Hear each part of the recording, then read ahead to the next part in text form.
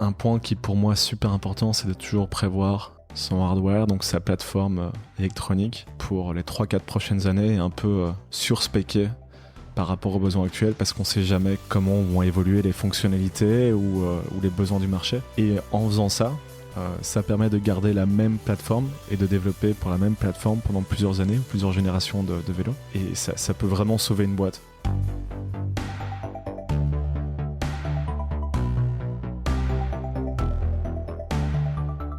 Bonjour, vous êtes sur le point d'écouter un nouvel épisode du Panier, le podcast e-commerce dans lequel on décortique les recettes gagnantes des acteurs du commerce en ligne. Mon objectif est de dénicher avec vous les meilleurs conseils et retours d'expérience pour se lancer et progresser dans la vente en ligne. Acquisition, parcours client, outils, plantage, réussite, apprentissage, on abordera ici tous les sujets sans tabou. Je suis Laurent Kretz, cofondateur de Cosa Vostra, agence de conseil tech et créative. Avec la meilleure équipe du monde en conception, créa, dev et contenu, j'accompagne des boîtes de toute taille dans leur stratégie digitale. Contactez-moi sur lepanier@cosavostra.com, sur LinkedIn ou sur notre site cosavostra.com. Bonne écoute.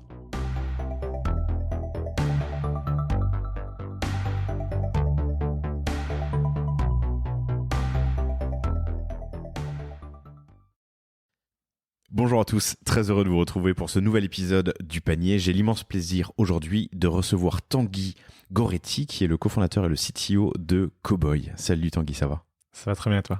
Très bien, tu arrives de Bruxelles exprès pour moi. Je suis arrivé hier soir, mais oui. Je pourrais dire oui, ça me suffira.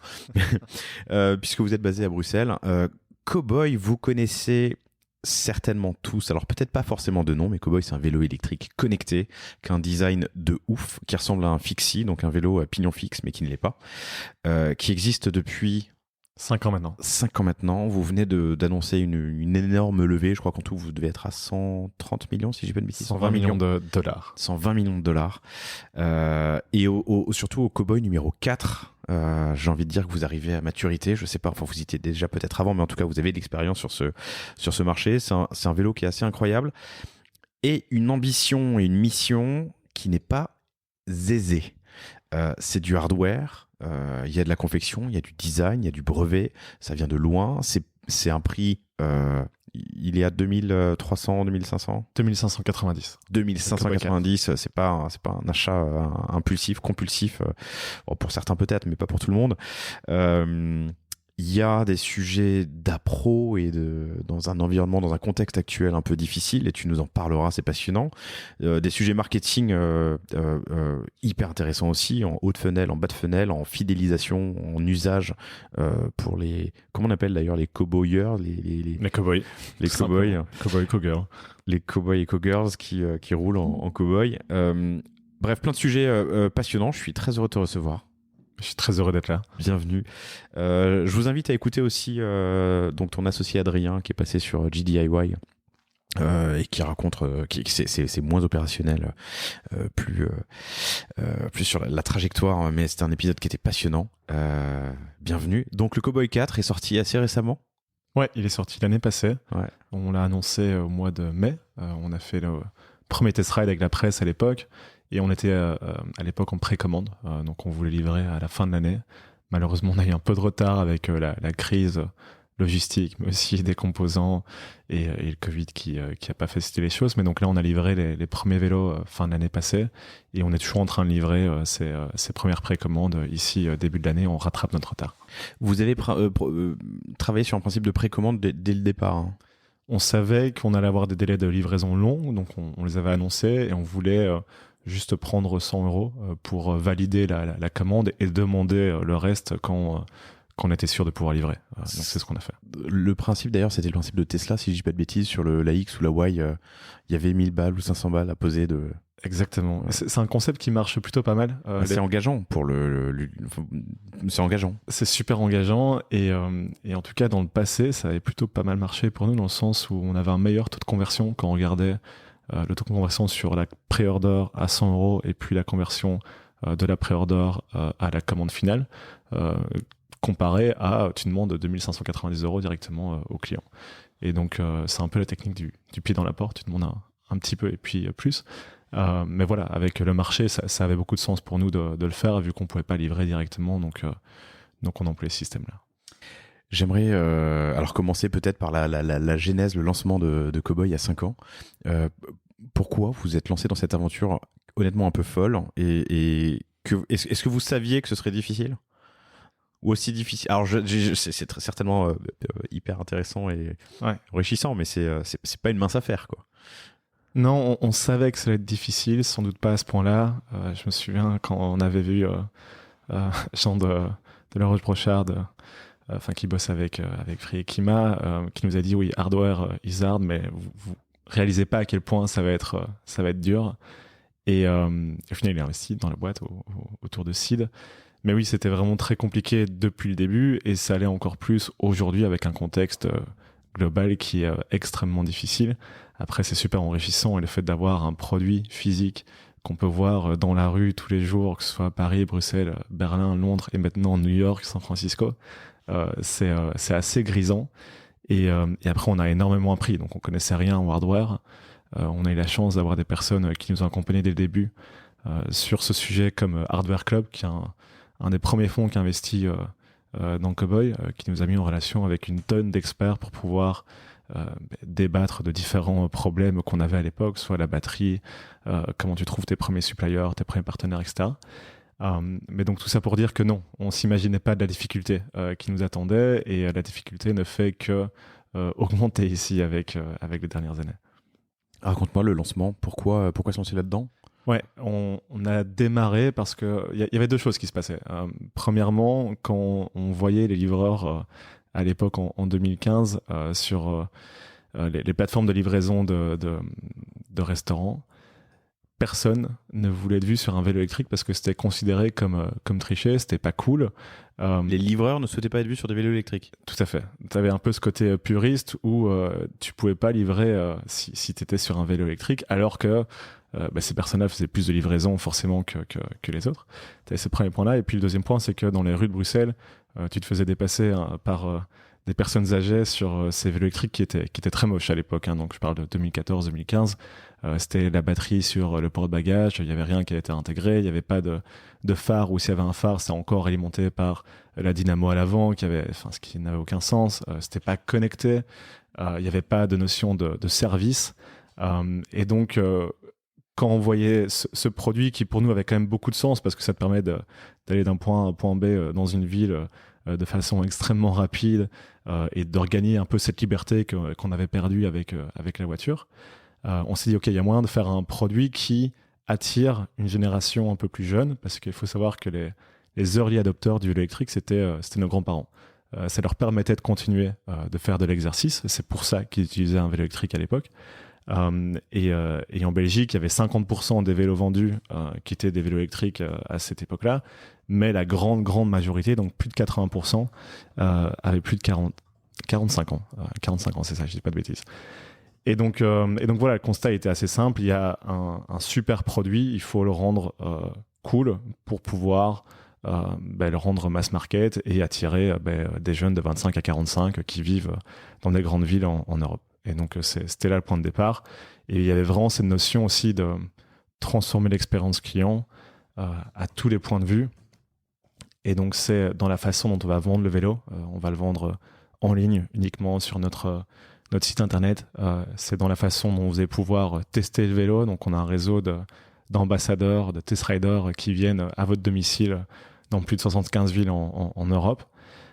C'est dans la livraison, vraiment s'assurer que ça se passe bien. On a tout le service client qui va pouvoir répondre à vos questions en moins de 5 minutes avant l'achat, mais aussi après l'achat. Et puis il y a le service de réparation, où là on vient chez vous de nouveau à domicile si jamais les moindres problèmes une fois que vous avez votre Cowboy, et on reste en contact en fait direct avec nos utilisateurs tout au long de leur utilisation du vélo Cowboy. Et donc ça va être un message pour te dire comment stocker la batterie en hiver parce qu'on sait que tu n'utilises pas ton vélo, à comment faire l'entretien et te proposer un entretien de façon automatique quand on sait que tu passes certaines milestones, 1000 km, 2000 km, etc.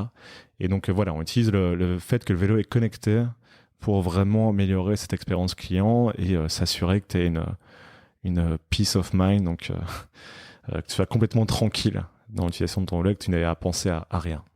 Alors, on s'improvise pas créateur de vélo. Il y a des brevets que vous avez dû déposer. Il y a un peu de R&D. J'étais en train de chercher le background d'Adrien, ton associé, mais tu y répondras avant que moi je cherche. Il est aussi. Donc, toi, t'es ingé informatique. Ouais. Et lui? Il est un GECO, Ok. donc en business. Et mon autre associé, Karim Soulaoui, il est ingé civil en mathématiques appliquées. Donc aucun de nous n'avait fait du hardware. Non. Ok. De l'Indus. Ouais. Et comme j'ai dit au début, on a vraiment eu la bonne idée, on va dire, de s'entourer d'experts très rapidement. Et puis ce qu'on a fait aussi, c'est se plonger dans ce marché de façon assez intense. On rigole toujours quand on nous demande quand vous avez trouvé vos premiers partenaires. Et en fait, on a googlé usine, fabrication, vélo, Europe. Puis on a très vite compris qu'en fait, il y en avait en Europe, mais c'était pas ici qu'il fallait chercher. Et donc, on a googlé usine, fabrication, vélo, Asie. Et on a pris notre ticket pour la Chine.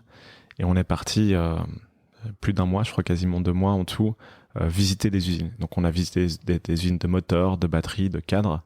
Et en fait, très vite, tu comprends c'est quoi la différence entre une mauvaise usine de moteur et une bonne usine de moteur et une excellente usine de moteur. Et il faut un peu fake it till you make it pour avoir ces rendez-vous et pour pouvoir rencontrer tous ces partenaires. Mais oui, en 6 semaines, on avait fait notre devoir un peu sur l'état de l'industrie, en tout cas d'un point de vue supplier. C'est hyper intéressant. Tu es parti avec un design déjà, avec.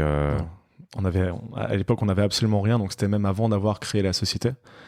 C'était fin 2016, on a créé la société en 2017. Et on voulait juste confirmer qu'on allait pouvoir exécuter le plan qu'on avait. Donc le plan, c'était de dire qu'on ne voulait pas acheter nos composants off the shelf, donc des composants tout faits, et les mettre sur le vélo.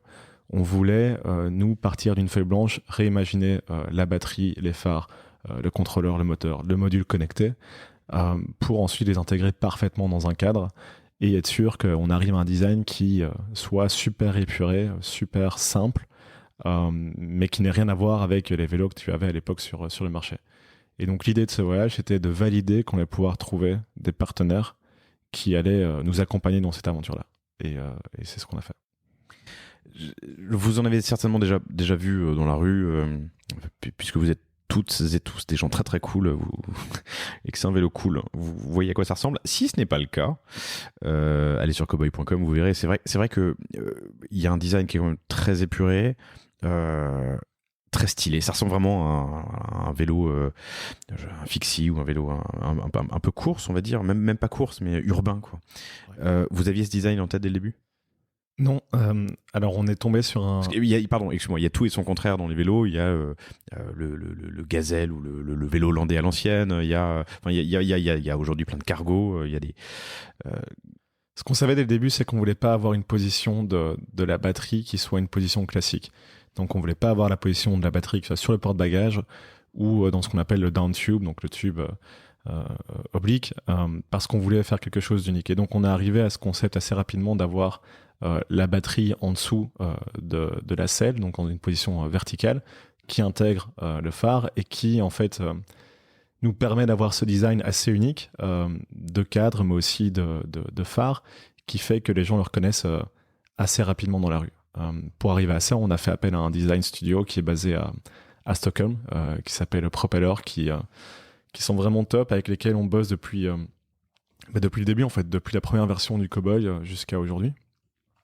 Et qui nous ont vraiment accompagnés dans cette réflexion. Et donc, encore une fois, mes 3 associés, enfin mes 2 associés et moi-même, on n'est pas designer. Donc, on avait une idée, mais après, on avait besoin de personnes pour exécuter cette idée-là. Et donc, on les a guidés. C'était un processus qui était pas tellement long, en fait, parce qu'on a commencé en janvier 2017. Et en juillet 2017, on avait notre premier prototype avec lequel on gagnait un prix au plus gros salon de l'industrie du vélo qui s'appelle Eurobike. Et donc on avait notre premier prototype fonctionnel, donc que tu pouvais utiliser, qui était connecté, qui fonctionnait avec une application, qui était verrouillable via l'app. Enfin, donc il y avait déjà pas mal de fonctionnalités. Et donc tout ça pour dire que ce processus de design a été assez rapide vu qu'on savait dans quelle direction on voulait aller. Mais vous êtes parti en field trip en Chine avant de travailler avec Propeller.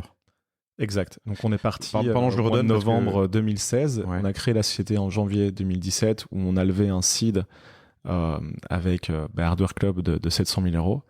Et on a utilisé ces 700 000 euros pour développer notre premier produit et valider en fait qu'on allait pouvoir sortir ce vélo sur ce marché. Ok. Alors Propeller avec 2 L, c'est propeller.se, magnifique. Et vous êtes sur leur page d'accueil. Ouais, ils sont assez fiers. Bah ouais, mais c'est beau. Hein. Est-ce qu'il y a une école du design, tu vois, nordiste j'ai le sentiment qu'ils sont, enfin bref, qu'ils sont très bons. Ils auraient pu vous proposer des partenaires. Si c'est une boîte de design, ils avaient certainement déjà des conseils. Vous êtes arrivé en leur disant on a vu les fournisseurs, les manufactures en Chine. Ouais. Voilà celle avec laquelle on aimerait bosser. Faites-nous le design et.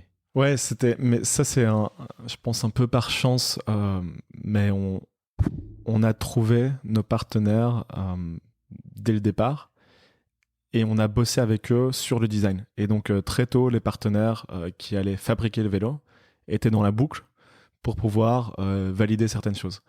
Et donc, au lieu de faire l'approche inverse, qui est ce que font la plupart des projets Kickstarter, par exemple, donc ils vont avoir un proto qui va être fait dans un labo de prototypage et qui va être magnifique, mais ils vont rencontrer énormément de problèmes à l'Indus. Je dis pas qu'on a eu beaucoup de problèmes, qu'on n'a pas eu beaucoup de problèmes à l'Indus, mais on a eu moins parce que la plupart des designs avaient été validés par nos suppliers. Et en plus de ça, au lieu d'utiliser des BE qui auraient bossé avec nous ici en Europe, on a directement bossé avec leur bureau d'études en Asie pour pouvoir passer du design industriel, du design 3D à vraiment un design des pièces engineer physique, okay. Exactement.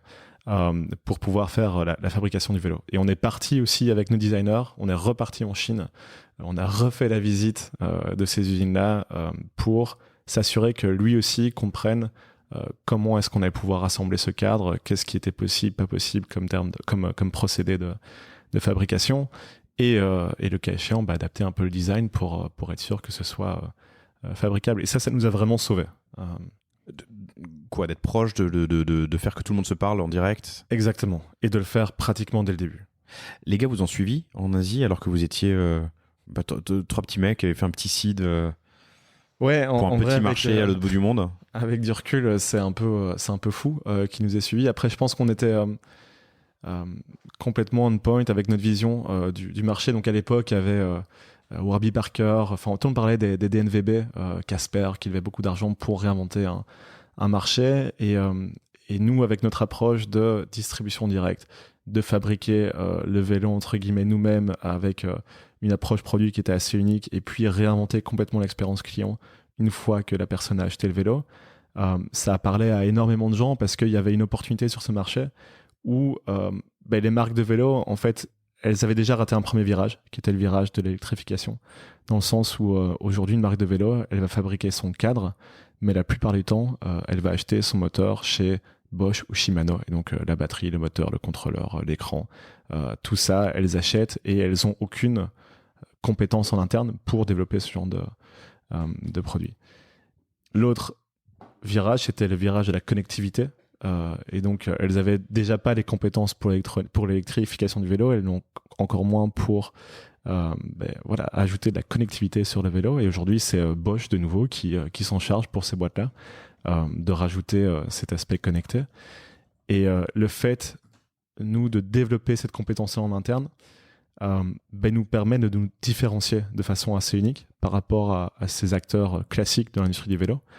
Et donc ça, c'est pour la partie produit. Et puis tu as la partie distribution où en fait la majorité de ces vélos-là sont distribués par des magasins de vélos. Il y avait pratiquement aucun vélo qui était acheté en ligne à l'époque. Et même quand tu achetais en ligne sur le site de ces marques-là, tu te faisais livrer dans le magasin de vélo le plus proche. Et donc c'était un peu la même chose avec les concessionnaires de voitures. Ils étaient vraiment prisonniers de leur réseau de distribution parce que si leur court-circuitait, les mecs allaient distribuer d'autres marques. Et donc il y avait ces marques qui sont un peu prisonnières, un, de leurs partenaires et deux, de leurs distributeurs. Et donc nous réinventer un peu ces deux parties-là du business, ça a parlé à beaucoup de monde qui voyait un peu la même chose que nous sur le marché. C'est passionnant. Si elle livrait dans un magasin de vélo, le magasin de vélo le plus proche, c'est que souvent le vélo il arrive en pièces détachées, qu'il faut le remonter, ou moins tu vas remettre les roues et faire le cow-boy il arrive comment? 99% assemblé, donc il faut juste Qu'est-ce qu'il reste à faire? les deux pédales que tu dois mettre. Il faut juste ajuster les freins, donc ça avec une petite clé Allen. Si on sait monter le meuble Ikea le plus simple, on sait monter un vélo cowboy dans le sens où c'est juste déverrouiller les freins pour les ajuster et puis serrer le guidon et le mettre droit. C'est tout. Ok.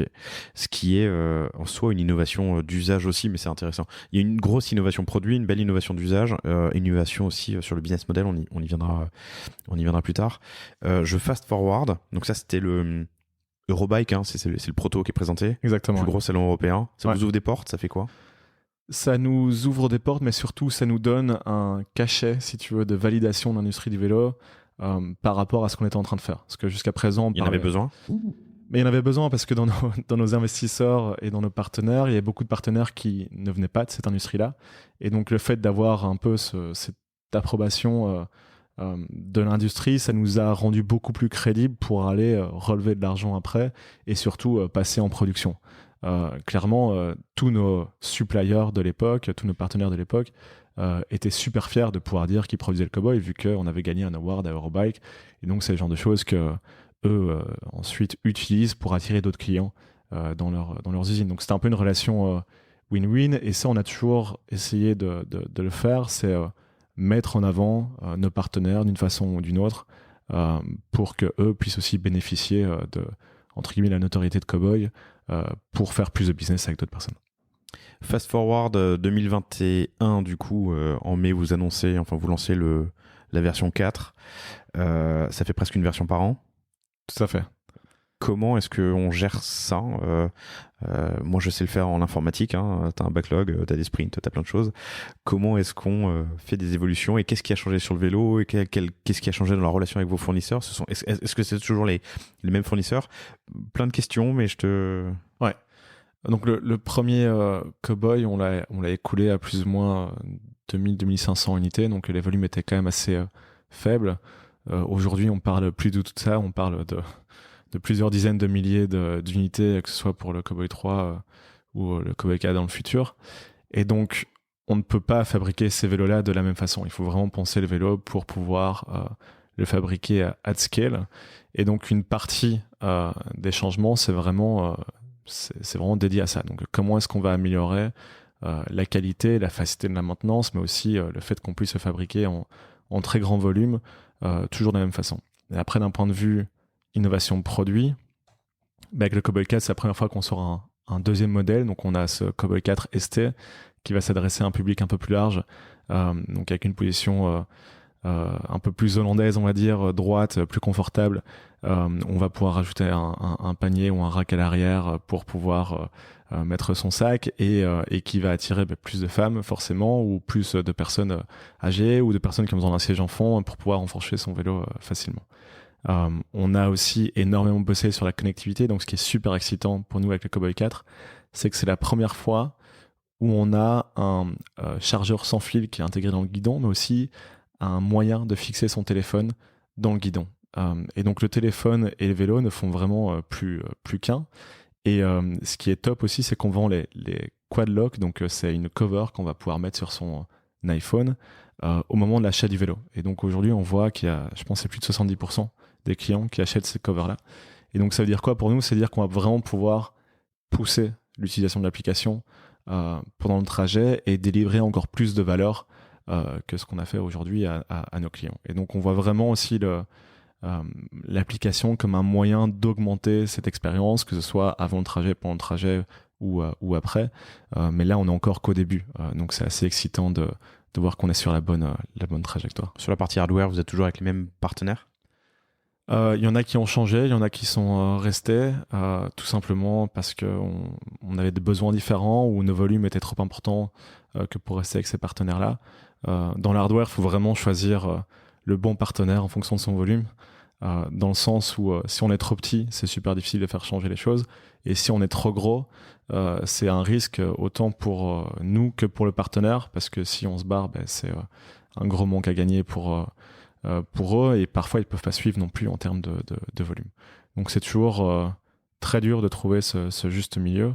Et par contre, il y a des super partenaires comme Page en Belgique avec lesquels on fait le module connecté, donc tout l'électronique, vraiment le cerveau du vélo, c'est fabriqué en Belgique, et c'est une boîte qui existe depuis 20 ans, mais qui grandit aussi pas mal avec Cowboy, et donc qui nous accompagne dans notre croissance depuis le Cowboy 1. Donc ça, c'est vraiment une super relation, vu que voilà, on se connaît super bien depuis 5 ans.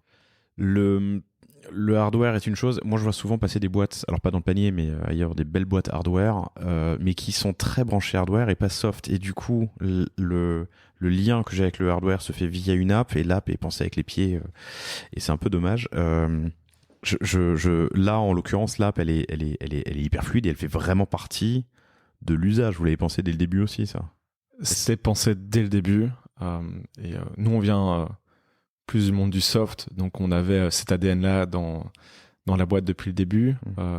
C'était plutôt l'ADN hardware qu'on a dû aller chercher en externe. Maintenant, on a une cinquantaine d'ingénieurs qui bossent sur quoi? Sur le vélo, donc autant sur le powertrain, donc le contrôleur, le moteur, la batterie, que sur le module connecté, que sur le cadre, les freins. Enfin, absolument tous les composants du vélo sont designés en interne, donc il y a besoin de pas mal d'ingénieurs pour ça. Mais donc oui, pour revenir à ta question, en fait, la beauté d'un produit hardware, pour moi, c'est quand tu sens pas que l'application et le produit physique sont deux éléments différents. Et donc, tu es dans une expérience où tu passes de l'un à l'autre. Tu as des feedbacks, que ce soit dans le monde physique ou dans le monde virtuel, de l'un à l'autre, qui font que pour toi, en tant qu'utilisateur, tu te poses pas la question. Et donc, c'est vraiment ce qu'on essaye de faire avec Cowboy. Et ça marche plutôt pas mal. Et puis, il y a aussi cet aspect simplicité qui était voulu depuis le début. Donc, il n'y a aucun bouton, par exemple, sur le vélo Cowboy. Et ça, les gens de nouveau adorent. Et c'est uniquement possible parce que le vélo est connecté au téléphone. Pour clore un peu cette première partie produit, on va dire, est-ce qu'il y a des apprentissages, 2-3 grands insights que tu peux tirer de ces 5 premières années? Est-ce qu'il y a des choses que vous auriez fait différemment avec le recul? Un point qui pour moi est super important, c'est de toujours prévoir son hardware, donc sa plateforme électronique, pour les 3-4 prochaines années, et un peu surspéquer par rapport aux besoins actuels, parce qu'on ne sait jamais comment vont évoluer les fonctionnalités ou les besoins du marché. Et en faisant ça, ça permet de garder la même plateforme et de développer pour la même plateforme pendant plusieurs années ou plusieurs générations de vélos. Et ça peut vraiment sauver une boîte, dans le sens où, contrairement à du software, on lance la V2 d'un SaaS. Il y a peut-être une migration à faire entre la V1 et la V2, mais une fois qu'elle est faite, elle est faite. Nous, tous nos vélos, on doit les supporter pour les 10-15 prochaines années. Donc, toutes les versions du firmware, toutes les versions de l'app doivent fonctionner ad vitam, entre guillemets. Donc, tout ce qu'on met un peu sur le terrain, c'est là jusqu'à la fin des temps. Et donc, c'est vraiment super important de penser cette plateforme-là long terme, parce que si on ne le fait pas, on se retrouve à avoir des équipes qui sont séparées sur des plateformes différentes, et en fait, on double pratiquement l'effort en termes de développement. Et une énorme dette hard. Exactement, une énorme dette technique. Et oui, la dette technique dans le hardware, on la paye 10 fois plus cher que dans le soft, ça c'est clair. Vous avez lancé un super produit, vous avez surtout lancé un nouveau modèle où on achète son vélo en ligne et pas dans une boutique. Vous avez rajouté des lignes produits au fur et à mesure, services, assurance. Tu peux nous parler un peu du business model? Ouais. Alors, le business model de base, il est très simple. On fabrique un vélo, on vend un vélo, on prend une marge sur chaque vélo. Mais au fur et à mesure, en fait, on veut vraiment vendre l'expérience complète, comme je disais. Donc, il y a la partie service avec l'assurance, qui était la première couche, où on a une assurance anti-vol pour le vélo. On a aussi une partie maintenance. Si jamais on veut pas s'occuper de la maintenance soi-même, et il y en a beaucoup en fait, vu que nos clients pour beaucoup d'entre eux, c'est la première fois qu'ils achètent un vélo ou un vélo électrique depuis 10-15 ans. Dans le sens où ils n'utilisaient pas de vélo avant, ils avaient sans doute une voiture ou ils utilisaient les transports en commun, et le vélo électrique va venir remplacer ces moyens de transport-là pour leur déplacement en ville. Et donc tout ça pour dire que s'il faut changer un pneu, la plupart de nos clients, ils savent pas comment le faire. Et donc c'était super important pour nous d'avoir cette offre service un peu clé en main pour nos clients. Et donc ça, on le vend aussi maintenant pendant l'achat du vélo. Donc il y a ce qu'on appelle Cowboy Care, on peut le prendre à l'année et on a accès à ce réseau de réparateurs à domicile et d'une expérience qui est dingue. Donc on est dans l'application, en 3 tapes, on sélectionne le type d'intervention qu'on veut, là où est-ce qu'on veut que la personne vienne et quand, et il y a des disponibilités la plupart du temps dans les 72 prochaines heures. Et donc en termes d'expérience, c'est assez fou parce que si toi tu as ton vélo qui est au bureau ici, le mec il vient en journée, il est en bas, il a tous ses outils, il fait la réparation et toi en fait tu es tranquille dans ton bureau en train de travailler. C'est un employé Cowboy ou c'est un partenaire ? C'est un partenaire. Okay. Donc c'est un partenaire qui fait pratiquement que du Cowboy, qui n'est pas employé. En France, en fait, ils sont employés, nos partenaires, mais ça dépend des pays. Et c'est des gens qui sont par contre formés vraiment sur le vélo Cowboy. Et donc, il va avoir absolument tous les outils ou toutes les pièces détachées pour faire la réparation. Ok. Est-ce qu'il fait partie du réseau du coup des test riders ? Il y en a beaucoup qui font partie du réseau de Test Rider. Okay. Ouais, exactement. On y vient dans 3 minutes, mais ça aussi, c'est un modèle de distribution qui est hyper intéressant. On va parler distribution et retail. Juste pour rester sur le business model, moi, ce que je vois beaucoup dans la voiture, et je commence à... j'ai toujours acheté des voitures d'occasion, j'ai fait des bons achats, donc... mais en vrai, là, j'étais en train de me dire que ma prochaine, ce serait plus un achat, ce serait pas un leasing, parce que ça me fait chier d'être engagé sur X années... Et il y a de plus en plus ce modèle qui se développe. Alors, il y a une boîte qui s'appelle Link & Co. C'est une boîte chinoise, c'est la maison mère au-dessus de Volvo qui fait ça, mais c'est une location de voitures électriques ou hybrides au mois le mois. Donc c'est hyper intéressant, tu vois, et très flex, t'as pas d'engagement, il n'y a pas d'arnaque à la fin de ta LOA ou LOD. Bref, le paysage sur l'automobile change. Sur le vélo, il commence à changer, j'ai le sentiment aussi. Tu as Swapfit. Ouais. Tous les livreurs de Paris sont équipés soit en Véligo, soit en Swapfit, qui fait de la log de vélo. Est-ce qu'il y a c'est des choses que vous regardez C'est clairement des choses qu'on regarde. Après, on voulait pas le faire tant qu'on n'avait pas les différentes briques. Et donc là, le service de réparation à domicile, on est toujours en train de l'étendre dans les différents pays où on est. Donc là, faut savoir qu'on est dans 12 pays. En Europe, mais aussi aux États-Unis. Et donc, on voulait construire les différentes briques, affiner le service, être sûr que ce soit vraiment parfait avant de potentiellement passer sur une offre mobilité as a service. Et donc, là, l'idée, c'est, encore une fois, comme tu le dis, d'avoir accès à l'ensemble de ces briques. Et donc, t'achètes plus un vélo, t'achètes un accès à ta mobilité. Donc, si t'as un vol, on te le remplace directement. Si t'as le moindre problème, il y a un réparateur qui vient chez toi. Si tu veux upgrader à la prochaine version, tu payes un fee et t'upgrades à la prochaine version. Si tu veux arrêter, tu peux arrêter. Et c'est aussi possible de le faire aujourd'hui pour nous, parce qu'on a le marché de la deuxième main qui fonctionne pas mal. Donc aujourd'hui, un Cowboy 3 ou un Cowboy 2, on peut les vendre sur notre site internet sans aucun problème, parce qu'on a une marque qui commence à être connue. Et donc la valeur résiduelle du vélo reste relativement élevée. C'est quoi, c'est Circular sur le site ? Je suis sur la version anglaise, je sais pas pourquoi. Non, française. Circular, c'est ça ? Ouais, c'est exactement ça, Circular. Donc là, on va récupérer des vélos de nos clients, on va les reconditionner, s'assurer qu'ils sont en état parfait de marche, on fournit une garantie dessus évidemment, et on les revend un peu moins cher à nos clients. Avec un prix fixe ? Avec un prix fixe, ouais, tout à fait. Quel que soit le... Oui, parce que c'est reconditionné. Donc on va remplacer les composants qui sont endommagés. Ok, c'est hyper intéressant. Donc vous assurez d'avoir toutes les briques avant de passer à cette étape peut-être suivante, Mobility as a Service. Ouais, tout à fait. Et ça, je pense que ça va augmenter encore plus la taille adressable du marché, parce qu'aujourd'hui, tu disais, c'est 2590 €, ça reste cher. On propose forcément des plans d'installation, des plans de paiement où on peut payer sur 12 mois, 24 mois avec Alma, par exemple, en France, où il y a Klarna, il y a Splitit, il y a plein d'acteurs qui font ça aujourd'hui. Mais le problème qu'on a, c'est que on a trop de demandes par rapport à l'offre. Et donc, avant de passer sur cette nouvelle offre, on veut déjà s'assurer d'avoir Oui, des vélos en stock, alimenter le marché. alimenter le marché exactement avant de compliquer encore un peu plus notre business model.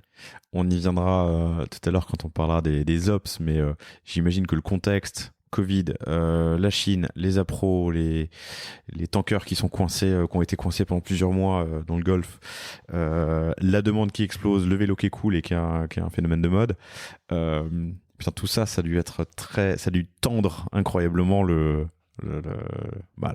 pro, la vente, la distrib, Ouais, de façon. les listes d'attente et du coup potentiellement être déceptif peut-être pour certains. Oui, clairement, on a des gens qui ont été retardés 2 fois ou 3 fois dans leur livraison à cause de ce contexte qui était complètement fou. Nos équipes de manufacturing sont tout le temps sur le terrain pour vraiment essayer de débloquer cette situation. Après, ce qui était ultra compliqué aussi, c'est qu'on pouvait très difficilement voyager à cause du Covid. Enfin, c'était pratiquement impossible d'aller à Taïwan ou en Chine sans passer 2 à 3 semaines de quarantaine dans un hôtel où on est bloqué. Donc dès qu'il y a une situation d'urgence, c'était impossible pour nous d'y aller. Et donc on a effectivement toute une équipe qui est en Asie dédiée là-bas et qui ne bouge pas, mais ça rendait quand même les choses vachement plus compliquées. Parce que parfois même certains partenaires interdisaient les visites externes dans les usines. Pour pas prendre le risque de fermer Exactement, l'usine, quoi. parce que le moindre cas Covid dans une usine peut potentiellement la fermer. Et en Chine, c'était assez radical. Et enfin, je passe les détails, mais il y a il y avait ce contexte Covid, il y avait ce contexte matières premières où l'aluminium, le prix s'envole. C'est même parfois difficile de s'approvisionner. Les microcontrôleurs, aujourd'hui, c'est complètement fou. Il faut, pour certaines pièces, parfois passer 18 mois en avance la commande.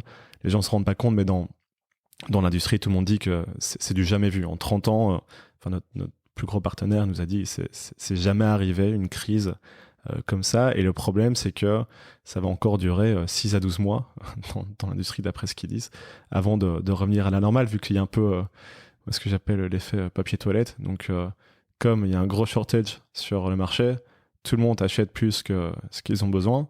Et donc, le marché a vraiment du mal à récupérer, dans le sens où tout le monde fait plus de stock pour être sûr de ne pas être impacté par un éventuel shortage. En plus de ça, il y a la crise logistique dont tu as parlé, avec les tankers qui étaient bloqués. Mais ce qui se passe, c'est que le prix du conteneur, par exemple, a plus que triplé entre l'Asie et l'Europe. C'est beaucoup plus difficile d'avoir accès à ces conteneurs. Et en plus de ça, le temps a été augmenté parce que certains ports sont complètement débordés et il y a des temps d'attente qui sont juste complètement fous. Tout ça pour dire que oui, ça a été ultra dur, parfois même très violent de produire dans ce contexte-là. Là, la chance qu'on a aujourd'hui, c'est qu'on est bien financé et donc on va pouvoir augmenter notre stock en utilisant cet argent qu'on vient de lever, et augmenter la capacité de production de ses partenaires et s'assurer qu'on est protégé par rapport à cette crise-là. Mais aujourd'hui, si quelqu'un doit se lancer dans l'industrie du vélo, il peut avoir le meilleur produit du monde. C'est pratiquement impossible de produire avec des petits volumes, de par cette pression sur les différents partenaires. Bon, je reste sur le sujet parce qu'il est passionnant. Vous avez hedgé votre risque un peu ? Alors, quels sont toi tes recours ? La chance qu'on a, c'est que pour la plupart des pièces, la grande majorité des pièces, on possède le design. Donc, c'est-à-dire qu'on peut aller chez un autre partenaire avec le design, leur demander de produire notre cadre, notre fourche, nos freins ou ce qu'on veut. Ceci étant dit, ça prend quand même du temps. C'est pas un projet qu'on peut exécuter en un mois. Pour la simple et bonne raison que les lead times sont super élevés sur ces matières premières-là. Et donc, même si on le faisait, ça va prendre 6 à 9 mois avant d'avoir le premier batch de production. Donc, c'est clairement quelque chose qu'on fait pour certains composants spécifiques. Après, il y a aussi une autre volonté de raccourcir la chaîne de production. Et là, l'idée, c'est de rapatrier certaines activités en Europe. Donc, aujourd'hui, c'est plus ou moins 60% en Asie, 40% en Europe. Et la seule façon de faire ça, c'est de passer sur des processus qui sont complètement automatisés. Et là, ce qui est assez fou, c'est que si tu regardes ce qui se passe dans l'industrie automobile aujourd'hui, il il y a une énorme crise dans le sens où ils produisent plus assez de voitures et donc tu as plein de suppliers tier 1, tier 2 qui sont super fort impactés par cette crise-là et qui sont à la recherche de nouveaux projets. Et donc nous, avec Cowboy, on développe des nouveaux procédés assez innovants dans l'industrie du vélo, mais qui viennent de l'industrie automobile pour développer des nouvelles pièces. Et donc ça, on en parlera sans doute, ça, on est dans le futur, mais c'est clairement une approche qu'on va développer de plus en plus. Et tu peux en fait uniquement faire ça en Europe si c'est complètement automatisé, parce que le coût de la main-d'œuvre par rapport à l'Asie est beaucoup trop élevé. Donc tu as besoin de cette automatisation. De quelle automatisation tu parles ? J'ai du mal à comprendre. C'est-à-dire... Qu'est-ce que tu peux automatiser ? Pour donner un exemple bête et méchant, au lieu d'avoir un soudeur qui va tout faire à la main, tu as peut-être un autre procédé complètement automatique avec des robots qui vont le faire sur une ligne d'assemblage. Ok. 40% en Europe quand même, de la prod. Ouais. Ok, c'est bien. C'est bien, c'est clairement bien. Après, je sais pas si je mets un point ou un point d'interrogation à la fin de mon c'est bien, mais c'est bien. Non, je pense que c'est bien dans le contexte de l'industrie du vélo, dans le sens où la grosse majorité de l'industrie elle est basée à Taïwan et en Chine. Quand les gens disent on fait du Made in Belgium ou Made in France ou Made in Germany, il faut vraiment regarder ce que ça veut dire, parce que la plupart du temps, c'est dire que c'est assemblé dans ces pays-là, mais la réalité, c'est que la production, par exemple, de batteries, aujourd'hui en Europe, on est à la ramasse par rapport à l'Asie, dans le sens où Samsung, LG, Panasonic, Sony, les gros producteurs de cellules, donc ces petites piles qu'on utilise pour faire les batteries, ils sont tous basés en Asie. Et donc on a maintenant des usines de production de batteries et de cellules qui sont en train d'arriver en Europe avec des gros investissements, notamment grâce à Gigafactory, avec Macron et Merkel qui ont énormément poussé ça pour que justement l'Europe ne soit plus dépendante de l'Asie par rapport à l'électrification de notre parc automobile, mais aussi vélo. Mais dans le privé aussi, je crois que c'est Tesla qui veut installer en Bretagne une Gigafactory de batterie. Tout à fait, exactement. Mais on est encore au début. Et donc la capacité de production elle est relativement faible. Et en plus de ça, les premières usines sont souvent, on va dire, capturées par l'industrie automobile. Et donc pour l'industrie du vélo, c'est encore plus dur de s'approvisionner en cellules. C'est les marchands de pelles qui font fortune dans les rues vers l'or. Tu disais le coût des matières premières, l'aluminium a explosé, les délais de livraison, la logistique est un enjeu. Je rebondis sur l'assemblage. C'est vrai que le Made in France. Alors il y a deux types de labels. Il y a le Made in France et il y a son nom m'échappe. Mais il y a un label qui dit que vraiment ça a été produit en France. Mince, comment il s'appelle ? Bon bref, peu importe. Nous on a un client qui s'appelle Moser, qui est un horloger suisse qui fait des montres juste hallucinantes, magnifiques, et qui un jour a fait un petit pied de nez à l'industrie horlogère suisse où tout le monde dit que c'est du fait en Suisse, fabriqué en Suisse, alors qu'en fait effectivement ce n'est que assemblé en Suisse. Et je crois qu'il suffit que je sais plus quel est le chiffre, mais 30 ou 40% de la fabrication soit suisse pour que tu puisses prétendre au Made in Switzerland, tu vois. Alors que la Suisse n'a aucune tannerie et que donc forcément tous les bracelets qui ne sont pas acier mais cuir, ou ni acier ni caoutchouc mais cuir, viennent forcément d'ailleurs, bref. Et du coup ils avaient fait une montre en fromage. Ils avaient réussi, alors c'est un beau procédé industriel, mais à tu vois, modifier du fromage pour en faire une matière dure, tu vois, et durable, et non qui ne pourrit pas, comme on dit, non putrescible. Et voilà. Et ça, c'était la première vraie montre faite en 100% suisse. Bref. Alors je reviens sur disons le business. J'ai envie de parler de distribution de retail et d'international. Vous avez mis en place ce réseau et c'est génial. Nous on avait fait faire un test à toute l'équipe Cosa Vostra. Donc j'ai réservé un test Cowboy. C'était il y a un an, un peu plus d'un an. Non, il y a un an, je crois. On avait réservé un test. Donc il y a effectivement un test rider qui vient avec un Cowboy. On a réservé des slots.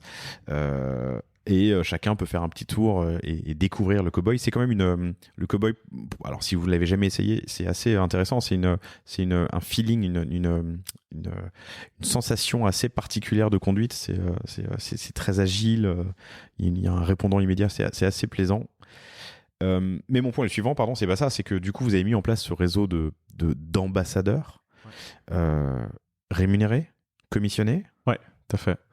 Donc c'est des personnes qu'on va recruter dans les différentes villes d'Europe où on est présent et qui sont payées au test ride mais aussi à la vente. C'est un modèle qui marche super bien dans le sens où une fois qu'on arrive à mettre quelqu'un sur le vélo cowboy, une fois sur 3 ou une fois sur 4 maximum, la personne va acheter le vélo. Donc le taux de conversion est super élevé. 25%, 20 à 25% de taux de conversion. Ouais, même plus 25 à 30% de taux de conversion. Un mec qui essaye un cowboy, il l'achète quoi, dans un cas sur 3. Exactement. Et donc, ouais, on n'arrête pas. Enfin, notre plus gros problème à nous, c'est que on n'a pas assez de gens qui nous connaissent dans le sens où les tests des vélos sont super positifs, et que ce soit avec les test riders, mais même la presse, dans la plupart des rankings, que ce soit en France, en Allemagne, aux États-Unis, on termine toujours numéro 1 ou au moins sur le podium des meilleurs vélos électriques du moment. Mais donc tout ça pour dire que oui, c'était super important, surtout au début, que les gens puissent utiliser le vélo électrique et puissent le tester. Parce que pour beaucoup de personnes, c'est encore relativement nouveau et on avait une image assez différente du vélo électrique. Et donc, ça nous permet de créer cette confiance. On le fait aussi maintenant avec des magasins. Donc, on en a un à Bruxelles depuis plusieurs années maintenant. Il y en a un à Berlin qui vient tout juste d'ouvrir. On en a un ici à Paris avec Le Bon Marché où on a un partenariat avec Kawaii et on va ouvrir un vrai espace aussi dans les prochains mois. Et donc ça nous aide aussi à créer cette confiance et cette crédibilité avec nos clients, mais aussi à ce que les gens essayent le vélo dans un contexte où on peut vraiment les immerger dans l'esprit de la marque. Et donc ces brand stores, comme on les appelle, sont vraiment super travaillés d'un point de vue expérience client, design, et ça n'a rien à voir avec un magasin de vélo normal. On est plus sur un concept Apple Store, et d'ailleurs on a gagné pas mal de prix avec ces concepts de magasins. Ça a apporté qu'est-ce que ça a apporté? La boutique de Bruxelles existe depuis longtemps? Ouais, elle existe depuis longtemps. Et elle est dans l'univers justement concept plutôt que boutique de cycle, quoi. Exactement. Depuis le début. Alors qu'est-ce que ça... En fait, ce qui est assez top, c'est que en tant que DNVB, on va jamais avoir cette expérience offline avec nos clients. Donc, comme je disais, ce qui était important pour nous, c'était de retransmettre ces valeurs de la marque dans l'expérience client quand ils arrivent au store. Et donc, il n'y a pas de caisse dans le store. Les gens arrivent, ils sont accueillis par leur prénom. La plupart du temps, soit ils prennent rendez-vous, ou alors quand ils arrivent sans rendez-vous, on va les enregistrer pour pouvoir organiser le test du vélo. Il y a du super bon café, il y a plein de boissons bio, tout ce que tu veux, où on va les accueillir pour vraiment les faire sentir à la maison. Si c'est des clients existants et qui viennent avec leur vélo cowboy, on va toujours s'assurer de proposer un entretien gratuitement pour s'assurer que tout fonctionne sur leur vélo. Il y a une piste dans le store de Bruxelles, donc il y a une piste d'essai à l'intérieur du magasin. Ça, c'est possible à Bruxelles, c'est forcément pas possible dans des villes comme Paris ou Berlin où le prix est beaucoup plus élevé. Mais donc voilà, il y a un peu cet aspect magique. Et puis on a organisé aussi pas mal d'événements dans ces magasins-là, que ce soit avec notre communauté ou des partenaires externes. Et donc ça permet vraiment de faire vivre la marque dans ces villes. Et oui, d'avoir des gens qui se rencontrent aussi. Et donc, on a une communauté qui est très forte à Bruxelles.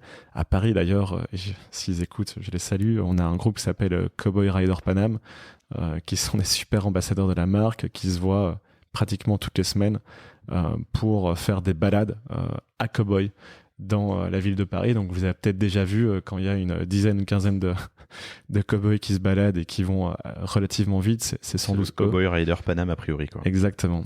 C'est super d'avoir des gens passionnés. Comment tu entretiens ça, vous en tant que marque? Qu'est-ce que tu leur donnes comme outil ou comme attention? On est au début avec ça. Donc là, dans l'application, on a enfin un espace où cette communauté peut connecter. Donc ils peuvent créer leur groupe, ils ont leurs stats, ils ont leur leaderboard dans ce groupe Cowboy Rider Paname et en faire bien plus de choses. Donc là, on est encore au début de tout ça. Mais oui, c'est des gens avec qui moi, c'est con, mais je suis en contact personnellement avec eux sur Facebook. On va s'échanger des messages. J'ai même un groupe WhatsApp avec eux. Quand on a fait les tests du Cowboy 4 avec la presse, on les avait invités comme si c'était des journalistes à venir essayer le vélo.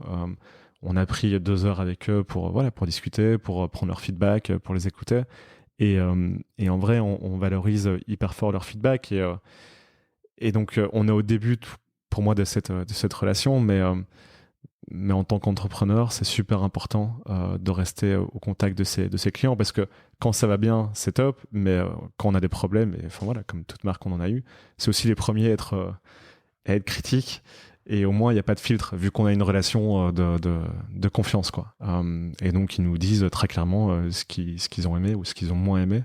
Et donc, ça nous aide à grandir.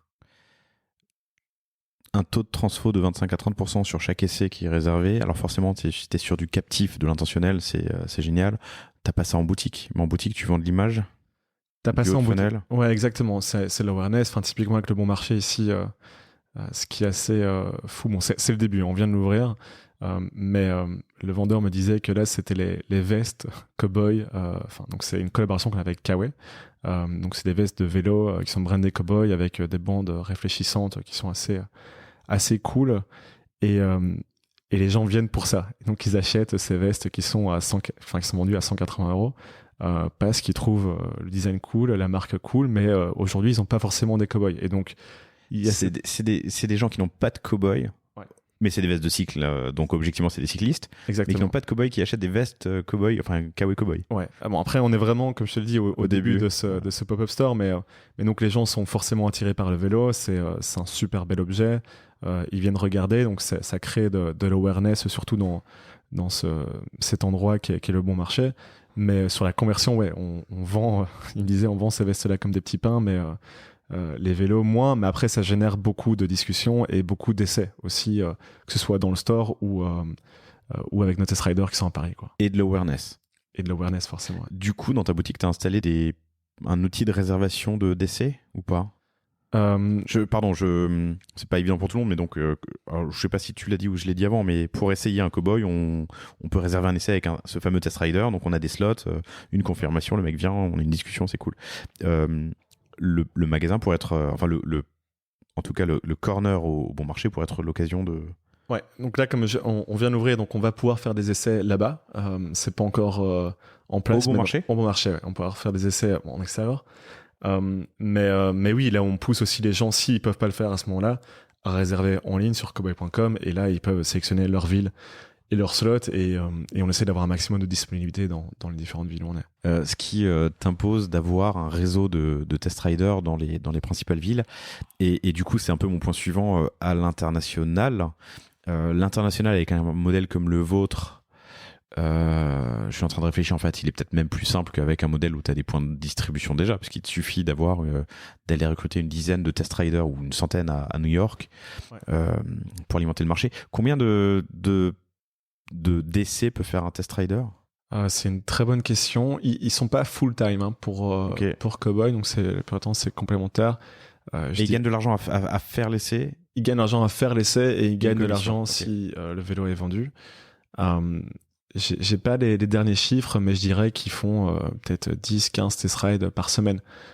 Et donc, il t'en faut quand même pas mal si tu veux te lancer à New York ou... Tout à fait, ouais. Okay. Pour l'instant, il y en a plusieurs par ville, mais oui, pour revenir à ta question, en fait, quand on ouvre un nouveau marché, il y a vraiment un playbook. Donc on veut fournir ces test rides, on veut fournir ces réparations à domicile, et puis il y a toute la partie logistique qui, dans certains cas, est simple, dans d'autres cas, comme les États-Unis, peut être très compliqué pour mille et une raisons, que ce soit les législations qui sont en place, les délais qui sont plus longs, les distances aux États-Unis qui sont gigantesques, et donc par exemple en Europe on peut pratiquement livrer partout en moins de 48 heures les différentes pièces. Aux États-Unis c'est pas le cas, c'est plus compliqué parce que tout simplement c'est grand, et donc là tu as plusieurs approches, mais donc tu peux avoir plusieurs entrepôts, plusieurs points de distribution, mais donc c'est en termes de complexité opérationnelle, c'est pas du tout la même chose. Et surtout, ce sont des villes qui ont des physionomies, je ne sais pas si on peut parler de physionomie de villes très différentes, Ouais. entre un Los Angeles qui doit faire 100 km de long et un New York où tu as 7 millions d'habitants dans 4 km². Ah non, c'est clair. Et les investisseurs rigolaient quand on leur disait que tous nos réparateurs étaient à vélo, parce qu'en fait, que ce soit Paris qui est grand ou Londres, c'est quand même faisable à vélo. C'est pas le cas pour Los Angeles, par exemple. Et donc là, la seule solution, c'est d'avoir des personnes qui soient en van, parce que tu dois prendre l'autoroute dans la ville. Enfin, c'est juste pas possible autrement. Et donc oui, le modèle même de réparateur sera différent aux États-Unis. Et du coup, comment est-ce que tu gères les zones où il n'y a pas de réparateur et pas de test rider, Milwaukee ou Vladivostok, j'en sais rien. Donc là, soit on a des partenaires qui peuvent faire les réparations pour nous, soit on a des tutoriaux pour que le client fasse lui-même la réparation. Donc on envoie... Ça reste un vélo. Ça reste un vélo. On envoie la pièce qui doit être remplacée et on a les tutos pour absolument tout. Et là maintenant, la dernière version a vraiment été pensée pour être facile à réparer. Et dans le pire des cas, ce qu'on fait, c'est qu'on fait un échange. Et donc là, forcément, ça nous coûte plus cher. Mais on reconditionne ces vélos et on les revend derrière. Donc c'est pas comme si on perdait ce vélo-là, mais voilà, c'est vraiment le dernier recours, l'échange. C'est une friction, c'est un frein ou c'est indolore pour vous, cette croissance et ouverture de nouveaux marchés? Non, c'est clairement une friction, et c'est pour ça d'ailleurs qu'on l'a pas fait dès le début. Donc on a vraiment été progressif avec Cowboy. On a d'abord lancé la Belgique, puis on a ouvert France, Pays-Bas, Allemagne, puis on a ouvert le UK, puis on a ouvert le reste de l'Europe, puis on a ouvert les États-Unis. Mais donc ça nous a pris 4-5 ans au lieu d'aller directement partout. Et heureusement qu'on l'a fait comme ça, parce que ça nous a permis de construire tous ces process logistiques, opérationnels, qui sont quand même relativement compliqués, et de pas faire d'erreur en allant directement aux États-Unis, où en fait ton coût de réparation sera de $500 par vélo, parce qu'en fait tu dois faire des returns dans tous les cas, parce que tu peux pas réparer le vélo à distance. Ok, hyper intéressant. Sur cette ouverture de nouveaux marchés, donc ça fait 5 ans que vous le faites, quelques apprentissages, des choses que vous auriez fait différemment? Ouais, ce qui est super important pour nous, c'est d'avoir la presse locale qui parle de nous. Et donc en fait, l'awareness, quand on l'a créé chez Cowboy, on l'a créé de deux façons, mais donc on fait énormément de tests avec la presse, mais aussi les influenceurs. Et puis ce qu'on a besoin, c'est que les clients puissent aussi tester le vélo, au moins au début.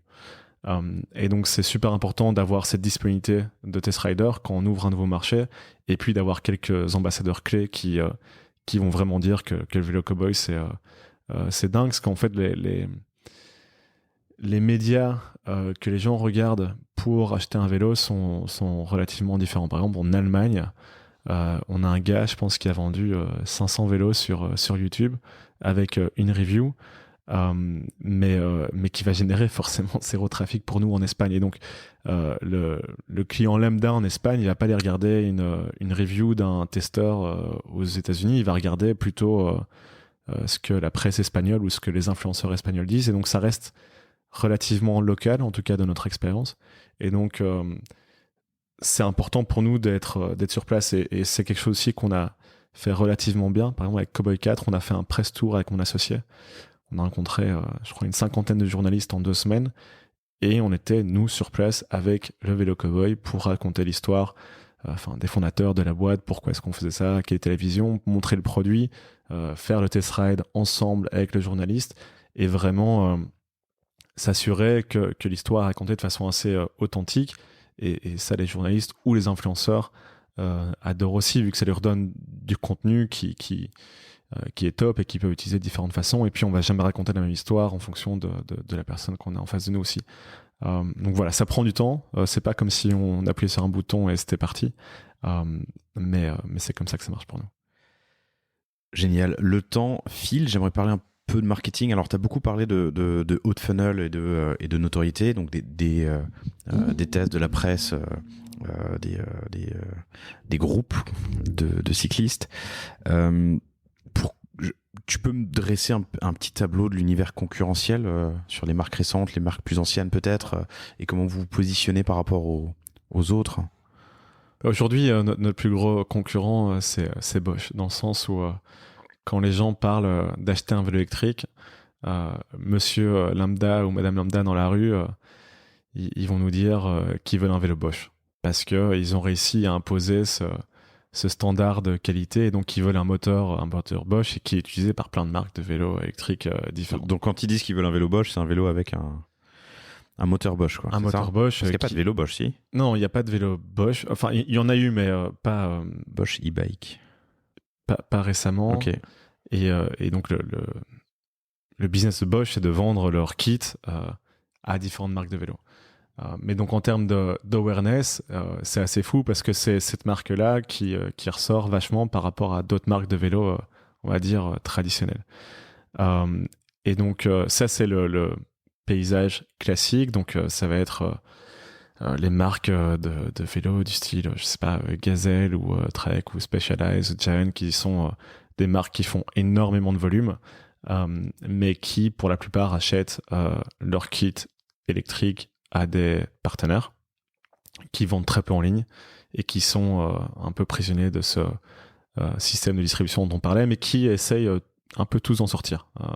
C'est vraiment un mouvement qu'on voit là de ces différentes marques, c'est qu'ils veulent aller de plus en plus dans la vente en ligne.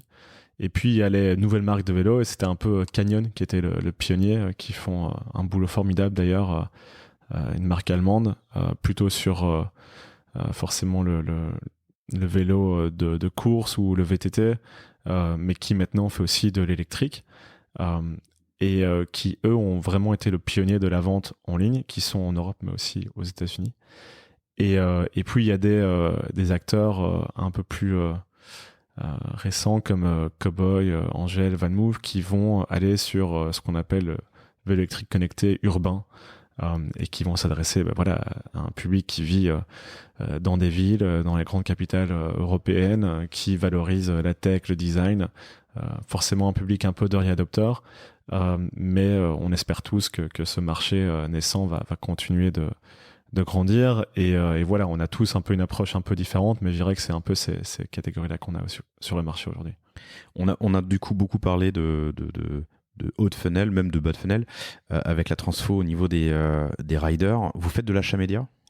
Ouais, tout à fait, ouais. Sur quelle strat, Aujourd'hui, on a des agences qui gèrent ça pour nous. Donc ce qu'on fait beaucoup avec Cowboy, c'est investir dans le budget créa. Donc on va faire de l'achat média, mais je dirais que notre stratégie de base, c'est avant tout d'avoir un contenu qui soit super quali. Et donc notre ratio création de contenu par rapport à ce qu'on va investir en médias, il est très faible. Enfin, plus proche d'un Nike que d'une boîte qui va mettre je sais pas 50K en créa et puis 500K pour pusher le budget, le contenu pour sponsoriser, pousser le contenu. Exactement. Et donc après, on utilise les réseaux sociaux, beaucoup Instagram. On bosse beaucoup avec des influenceurs, que ce soit macro, micro influenceurs. On fait aussi de l'out of home. Donc on a fait des campagnes d'affichage dans le métro. On a fait de la TV, du cinéma. Mais ce qui marche bien pour nous, c'est vraiment se concentrer sur des villes. Donc là, typiquement, on va dire que Paris, c'est notre plus grosse ville de Cowboy. Donc c'est parce que la France, c'est un petit marché pour nous. Mais en termes de volume par ville, Paris est numéro 1. Okay. Donc ça montre vraiment qu'il y a aussi une déconnexion entre Paris et la province. Et la province en France. C'est assez fou de voir ça chez nous. Mais donc tout ça pour dire que oui, on va avoir cette stratégie multicanale, où on va avoir, quand on lance une campagne, il faut que le brand store soit ready, il faut qu'on ait de la disponibilité sur les test riders, il faut qu'on puisse livrer. On va lancer tout sur Instagram, on va avoir les journalistes, les influenceurs qui vont pusher leurs reviews, et puis il y aura la pub dans le métro en même temps. Et donc c'est très saisonnier aussi, donc on va avoir ces gros pushs qui vont arriver en mars, avril, mai, au début de la saison, et puis après ça redescend forcément en hiver, vu que tu vends moins de vélos en hiver qu'en été.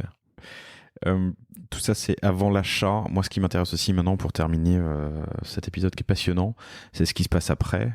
Qu'est-ce que vous traquez ? Enfin, ta mission réussit si le vélo il roule, pas s'il est entreposé dans un Ouais, exactement. Et donc, on n'arrête pas de raconter cette histoire à tout le monde, mais forcément, on veut vendre un maximum de vélos, mais on veut aussi que les gens utilisent plus leur vélo. Et donc, on veut remplacer un maximum de trajets qui seraient faits en voiture par un trajet qui serait fait en vélo.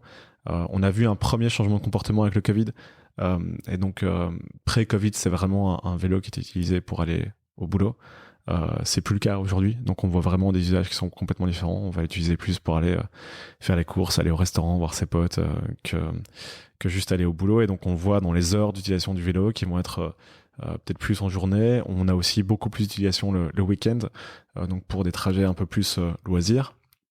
Et puis ce qui est super intéressant pour nous, c'est qu'avec la nouvelle version de l'app et l'aspect un peu gamification, où on va pouvoir se traquer, donc on va traquer l'effort qu'on met sur les pédales, on va voir comment est-ce qu'on performe par rapport à ses potes, on va débloquer des nouveaux badges si on explore un peu des zones dans la ville, si on utilise son vélo tous les jours, enfin voilà, on va avoir différents types d'incentives pour pousser l'utilisation du vélo. Et aujourd'hui, on est à 8-9 trajets par semaine par utilisateur actif. Donc c'est-à-dire que quand le mec il a son cowboy, il va l'utiliser pratiquement tous les jours, 2 fois par jour en semaine pour se déplacer. Et là, on sait qu'on a gagné parce que ça veut dire que le vélo roule, le produit marche, a priori la personne est contente et surtout ça devient un ambassadeur. Enfin nous, notre premier canal de distribution, c'est nos clients avec le programme de référal qu'on a qui va générer 20 à 25% de nos ventes aujourd'hui. Donc on veut 20 à 25% sur le référal. Ouais, traqué par un lien. Donc le bouche à oreille, c'est certainement encore plus. Ce qu'on peut traquer, c'est ça. Ok, c'est génial.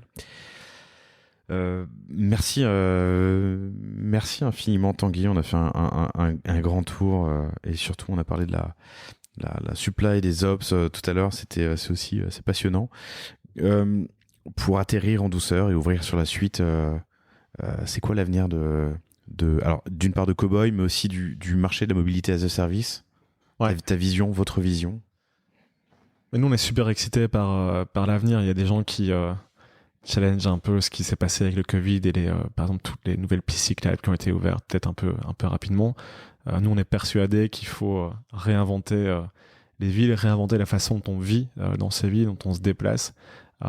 Tout simplement parce que c'est pas possible de continuer à grandir de la façon dont on le fait aujourd'hui. Et par exemple, il y a jamais personne qui est allé à Amsterdam et qui s'est dit tiens, il n'y a pas assez de voitures autonomes ou pas assez de voitures électriques dans cette ville. Donc nous, on est persuadés que la place de la voiture dans la ville, elle doit être complètement repensée. Et le vélo, forcément, fait partie de ces solutions-là. C'est pas la seule. Clairement, si on veut mieux vivre demain, on a besoin de meilleures infrastructures.